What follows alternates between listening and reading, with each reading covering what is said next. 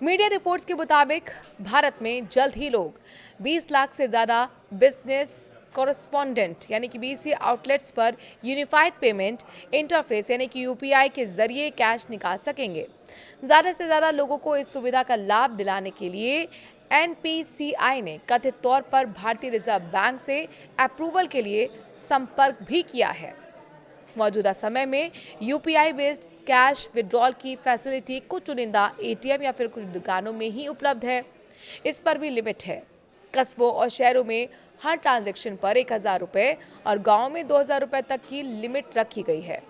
Report में बताया गया है कि प्रस्तावित योजना के तहत बीसी आउटलेट्स पर हर ट्रांजैक्शन पर 10,000 रुपये तक का कैश निकाल सकेंगे। क्या होता है बिजनेस कॉरेस्पॉन्डेंट आउटलेट्स? चलिए ये बताते हैं।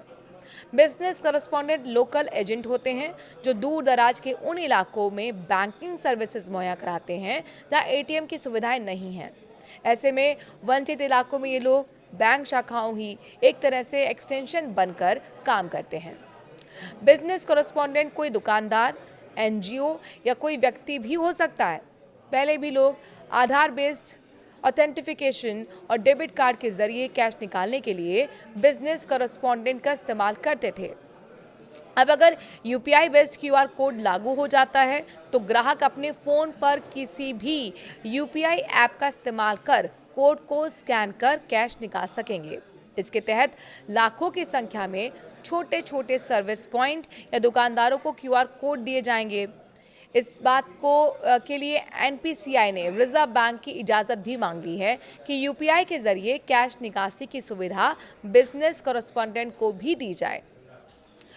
इन्हें होगा फायदा।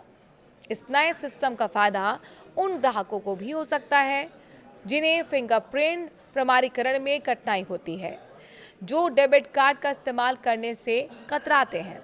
अभी ग्राहक बीसीएस के पास मौजूदा माइक्रो एटीएम मशीनों में कार्ड डालकर पैसा निकालते हैं। अब सिस्टम को और आसान बनाने पर काम चल रहा है।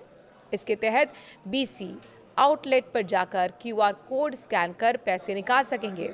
बता दें कि एनपीसीआई ने साल 2016 में यूपीआई को लॉन्च किया था।